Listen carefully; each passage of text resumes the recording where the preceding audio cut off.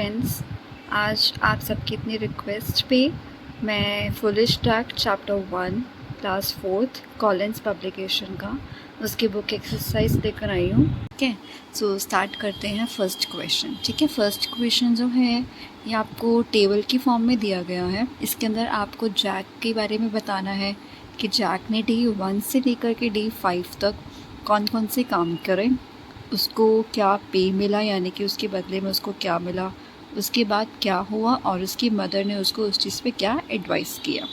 ठीक है, तो जल्दी जल्दी देखते हैं इसके आंसर्स। डे 1 पे जैक ने काम किया था एज अ फार्मर। उसको उसके बदले में पेनी मिली थी। पेनी होती है सिक्के।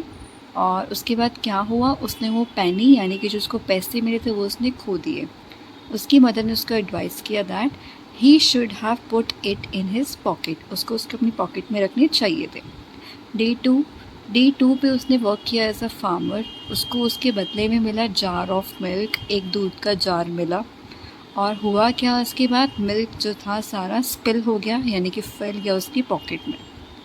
देन उसकी मदर ने एडवाइस किया he should have carried it on his head, कि इसको अपने जो दूध उसको मिला था उसको अपने सर पे रख करके लाना चाहिए था।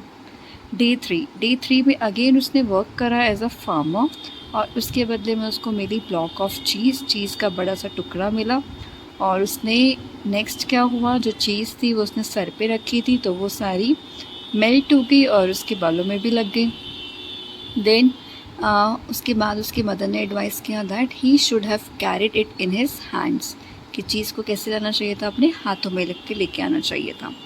डे 4 में उसने वर्क किया एज अ बेकर। उसके बदले में उसको मिला एक टॉम कैट, एक बिल्ला मिला। और हुआ क्या नेक्स्ट, कैट ने इसको स्क्रैच किया और भाग गया। उसकी मदर की एडवाइस थी दैट उसको बिल्ले को कैसे लेकर आना चाहिए था, he should have Tide string into his neck, कि उस स्ट्रिंग उसको उसकी गर्दन में यानी कि उसकी नेक में धागा बांध करके या एक रस्सी बांध करके और फिर उसको खींच के लेकर आना था। मतलब नॉट खींच करके, आई मीन उसको पकड़ करके फिर आराम से लाना था। ठीक है, डे 5 में उसने काम किया एज अ बुचर होता है जो मीट की कटिंग करता है। एंड उसके बाद उसके बदले में उसको मिला हैंडसम पोर्शन ऑफ मीट यानी कि मीट का अच्छा सा टुकड़ा। नेक्स्ट ये हुआ कि जो मीट था वो डर्टी हो गया और उसकी मदर ने ये एडवाइस किया that he should have carried it on your shoulder, कि इसको कैसे लेकर आना चाहिए था, अपने शोल्डर पे रख के। देन डे 6 में उसने वर्क किया था as a cattle farmer. Okay, cattle farmer कौन होते हैं, जो गाय भैंसों का ध्यान रखते हैं, ठीक है, पालते पोसते हैं, उनको बोलते हैं केटल फार्मर। उसके बदले में जैक को मिला एक डंकी। और हुआ ये कि उस डंकी को जैक जब लेके जा रहा था अपने शोल्डर पे रख करके, तो एक गर्ल दिखी जैक को। वो डंकी, जैक और डंकी को देख करके वो हंसने लग गई और वो बोलने लग गई। इसकी मदर ने कोई एडवाइस नहीं करी। इसके बाद ये लोग खुशी खुशी रहने लग गए। इसके साथ हमारा ये फर्स्ट पार्ट कंप्लीट हो गया है। अब बढ़ते सेकंड क्वेश्चन की तरफ। नाउ क्वेश्चन नंबर 2 में हमारे क्वेश्चन आंसर्स हैं। इसमें आपको 5 क्वेश्चंस दिए गए हैं, हम इनको समझेंगे।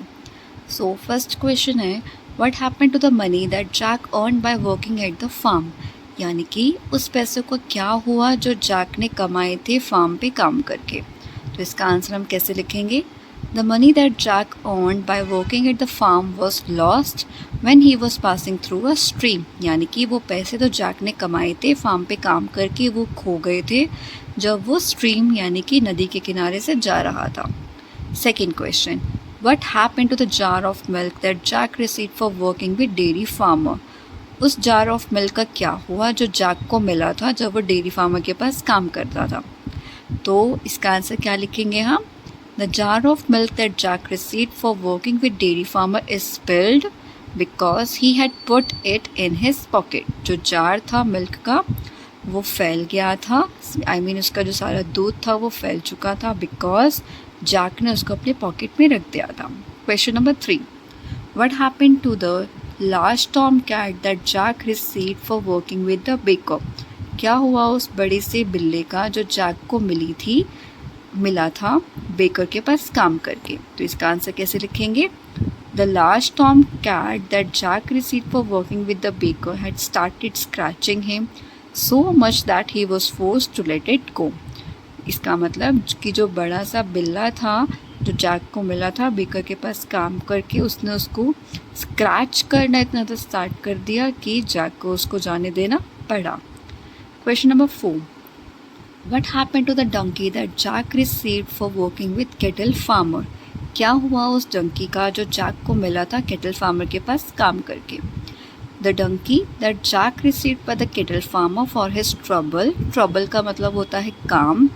He found it difficult to carry on his shoulder but he managed somehow by walking slowly. तो इसमें क्या मतलब है इसका आंसर का कि जैक को जो डंकी मिला था केटल फार्मर के पास काम करके, उसको उस डंकी को ले जाने में काफ़ी मुश्किल हो रही थी, फिर भी उसने किसी तरीके से मैनेज किया कि मैं इसको अपने शोल्डर पे रख लेता हूँ, और वो धीरे धीरे करके अपने घर की तरफ चला गया. Question number 5. What made the rich man's daughter burst out in a great fit of laughter? ऐसा क्या हुआ कि उस अमीर आदमी की जो बेटी थी डॉटर, वो हंसने लग गई काफ़ी ज़्यादा.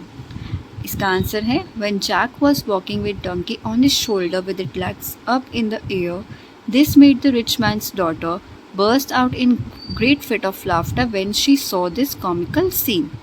इसका मतलब हो गया कि जैक जब जा रहा था डंकी को अपने शोल्डर पे लेकर के, जिसकी लातें यानी कि जो लेग्स ऊपर हवा में लटक रही थी डंकी की, इस नज़ारे को देख के, इतना ज़्यादा कॉमेडी सीन था, इस नज़ारे को देख कर के जो रिच मैन की डॉटर थी वो काफ़ी ज़्यादा हंसने लग गई. ओके, आप देखते हैं अब नेक्स्ट क्वेश्चन हमारे पास लाइफ स्किल्स एंड वैल्यूज़ के, उसके भी आंसर हम देख लेते हैं. यहाँ पे हमारे पास 3 क्वेश्चन है. First question, right one good quality that Jack had. एक अच्छी क्वालिटी बताओ जो जैक की थी. तो इसका आंसर क्या लिखेंगे? Jack followed his mother's advice and do work.